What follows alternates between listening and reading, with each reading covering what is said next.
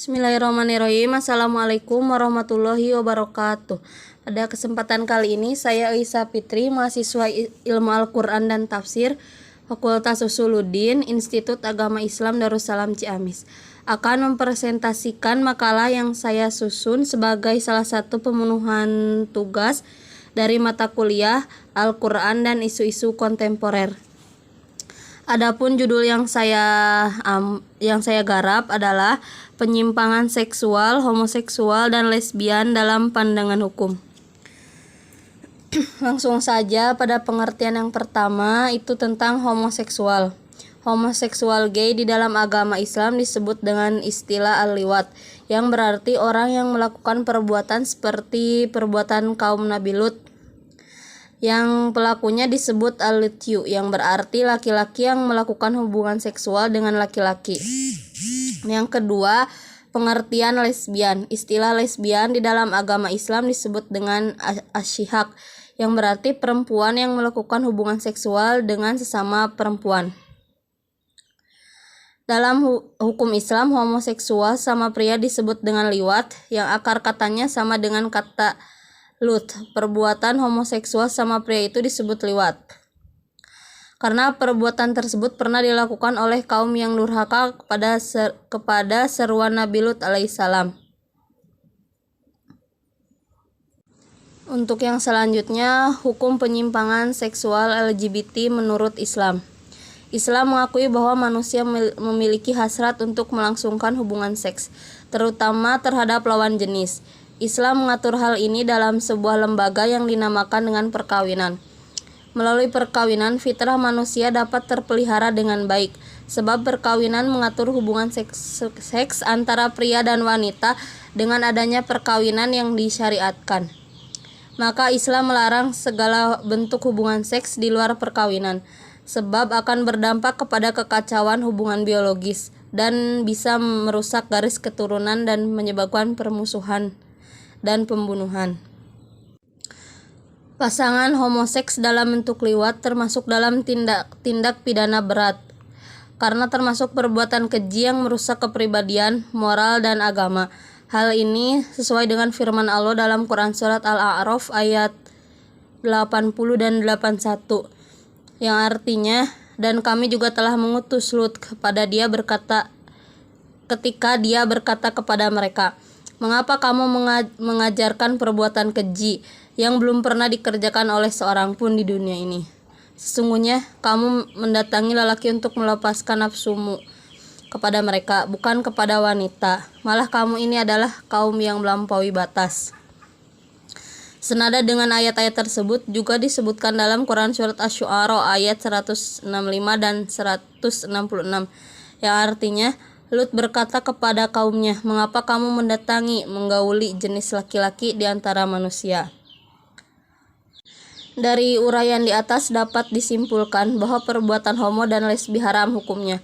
Apakah itu bentuk pasangan menikah atau tidak? Kalau ada ungkapan atau pernyataan yang mengatakan bahwa homo dan lesbi dibolehkan, itu bukan ajaran Al-Quran dan hadis, dan bukan pula hasil ijtihad ulama yang mumpuni di bidangnya. Untuk yang selanjutnya, hukuman atau sanksi atas pelaku penyimpangan homoseksual atau gay dan lesbi. Ulama berbeda pendapat dalam menetapkan jenis hukuman sanksi yang dikenakan kepada pelaku homo dan lesbi itu. Kepada 3 pendapat. Pendapat yang pertama mengatakan bahwa para pelaku homoseks harus dibunuh. Pendapat ini dianut oleh sahabat-sahabat Nabi SAW, An-Nasir dan Qasim bin Ibrahim, serta Imam Syafi'i. Dalam salah satu riwayat, argumentasi mereka berdasarkan hadis riwayat Nasa'i dan Ibnu Majah dari Ibnu Abbas, yang artinya, siapa yang kalian temukan melakukan perbuatan seperti perbuatan kaum Lut, perbuatan homoseksual, maka bunuhlah pelaku dan pasangannya karena perbuatan itu. Hadis riwayat Ibnu Majah dari Ibnu Abbas. Pendapat kedua dikemukakan oleh Imam Asy-Syafi'i dalam pendapatnya yang populer bahwa pelaku liwat harus dirajam tanpa membedakan apakah pelakunya itu masih bujangan atau sudah menikah.